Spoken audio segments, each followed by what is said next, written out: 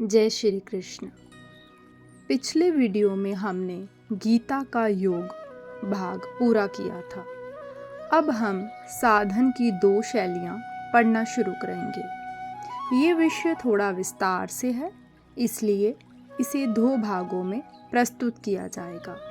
तो आइए इस पहले भाग में साधन की 2 शैलियों को समझते हैं। जीव में एक तो चेतन परमात्मा का अंश है और एक जड़ प्रकृति का अंश है। चेतन अंश की मुख्यता से वह परमात्मा की इच्छा करता है और जड़ अंश की मुख्यता से वह संसार की इच्छा करता है।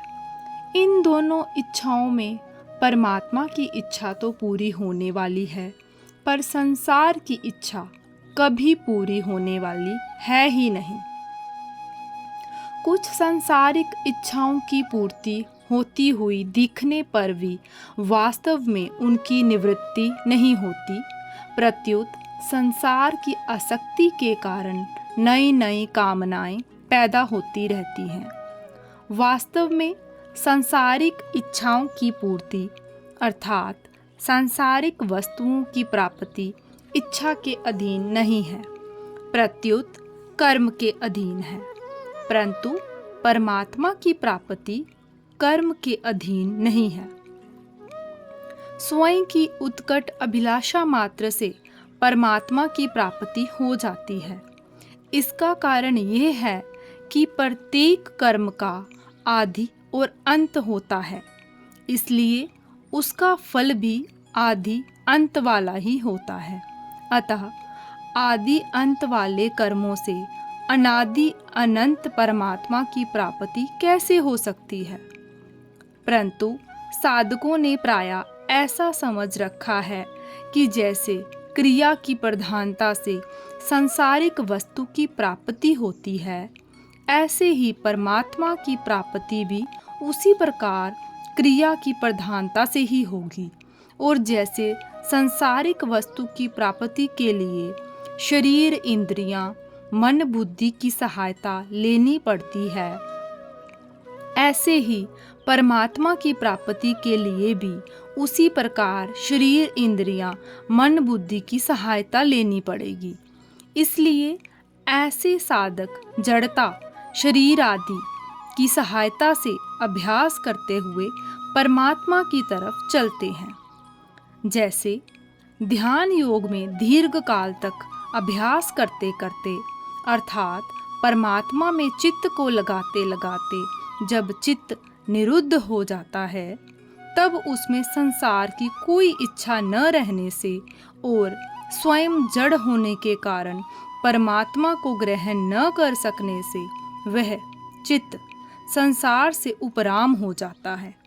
चित्त के उपराम होने से साधक का चित्त से अर्थात जड़ता से सर्वथा संबंध विच्छेद हो जाता है और वह स्वयं से परमात्म तत्व का अनुभव कर लेता है।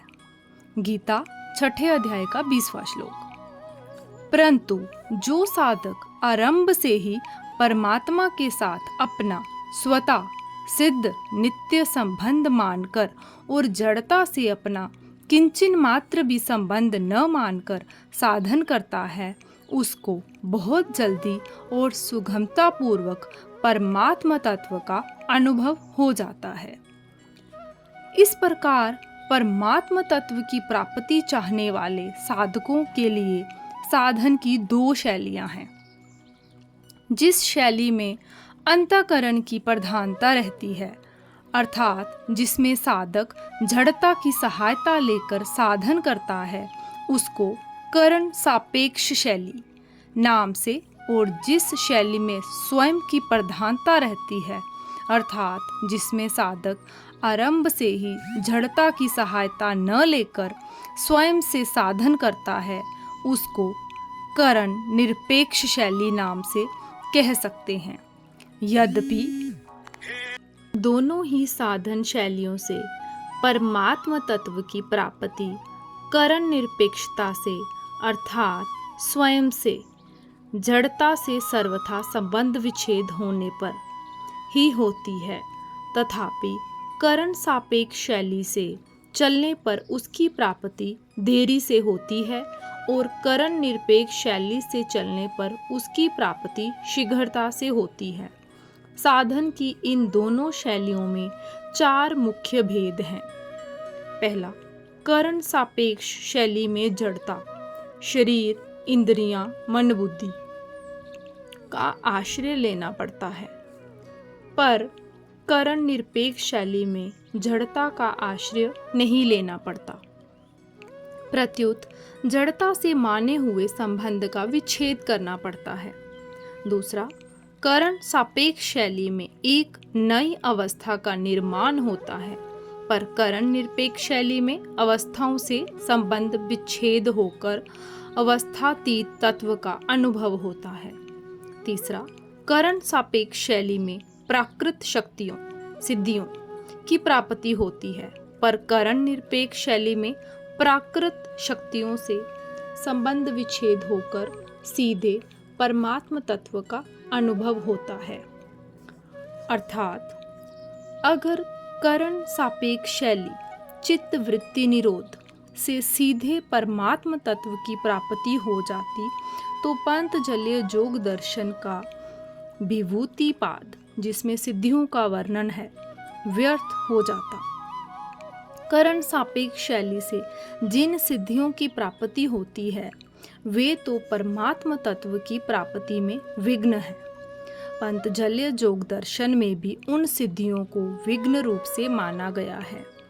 ते स्माधा वुपसर्गा व्युत्थाने सिद्धाय, अर्थात वे सिद्धियां समाधि की सिद्धि में विघ्न हैं और व्युत्थान व्यवहार में सिद्धियां हैं, अर्थात लोकपाल देवताओं के द्वारा अपने लोकों के भोग का लालच देकर बुलाने पर ना तो उन भागों में राग करना चाहिए और न अभिमान करना चाहिए, क्योंकि ऐसा करने से पुनः अनिष्ट पतन होने की संभावना है।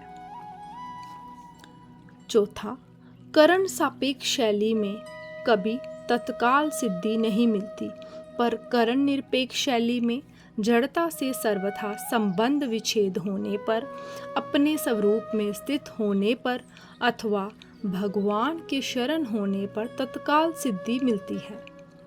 पंतजलीय योग दर्शन में तो योग की सिद्धि के लिए करण सापेक्ष शैली को महत्व दिया गया है, पर गीता में योग की सिद्धि के लिए करण निरपेक्ष शैली को ही महत्व दिया गया है।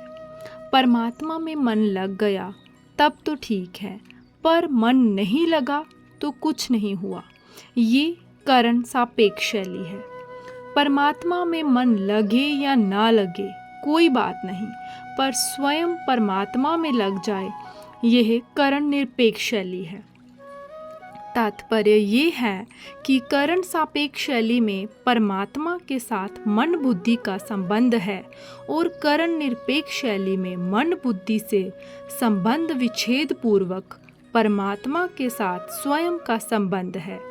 इसलिए करण सापेक्ष शैली में अभ्यास के द्वारा क्रम से सिद्धि होती है, पर करण निरपेक्ष शैली में अभ्यास की आवश्यकता नहीं है, कारण कि स्वयं का परमात्मा के साथ स्वतः सिद्ध नित्य संबंध नित्य योग है।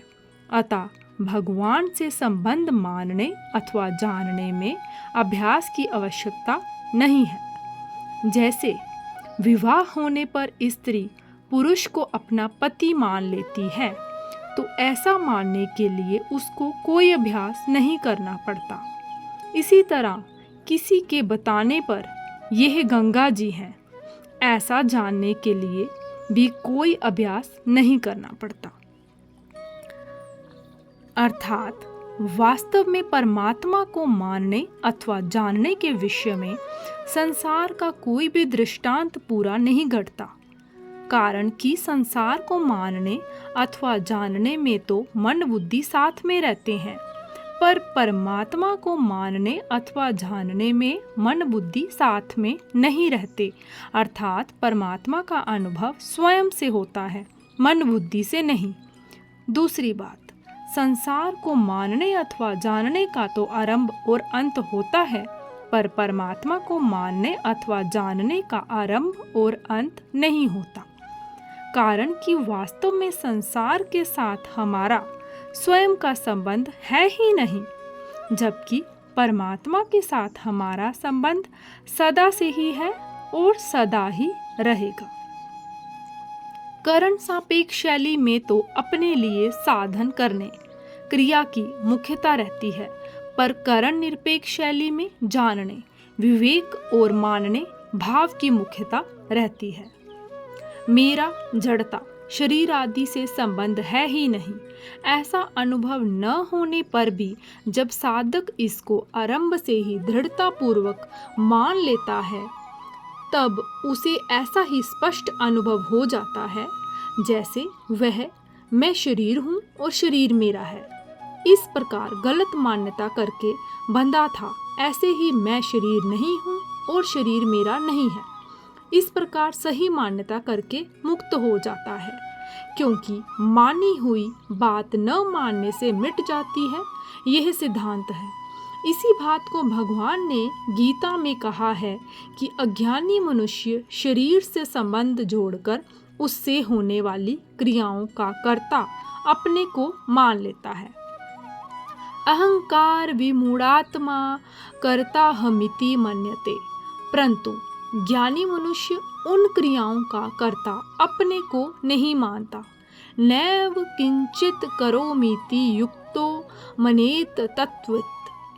तात्पर्य ये हुआ कि अवास्तविक मान्यता को मिटाने के लिए वास्तविक मान्यता करनी जरूरी है। तो आज की इस वीडियो में हमने साधन की 2 शैलियों का प्रारंभिक भाग पढ़ा और समझा। इसका शेष हिस्सा हम अगली वीडियो में लेंगे, ताकि विस्तार से और शांति से इसे ग्रहण किया जा सके। इस आध्यात्मिक यात्रा में हमारे साथ जुड़े रहिए। अगली वीडियो में हम साधन की 2 शैलियों का शेष पाठ जारी रखेंगे। जय श्री कृष्ण।